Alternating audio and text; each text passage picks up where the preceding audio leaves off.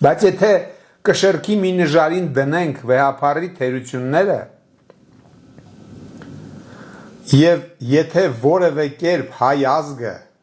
հայ հավատավոր հոտը տուժել է այդ գործողություններից եւ մյուս նժարին դնենք Նիկոլ Փաշինյանի գործողությունները եւ որքանով է տուժել հայ ժողովուրդը Նիկոլ Փաշինյանի գործողություններից, պատկերացնում եք, Գարեգին II, ամենայն հայոց կաթողիկոս եւ Նիկոլ Փաշինյան։ Եթե դնենք կշեռքի նժարին, կլինի մեկը 1 միլիարդի, Նիկոլ Փաշինյանը 1 միլիարդ անգամ եւ ավելի վնաս է տվել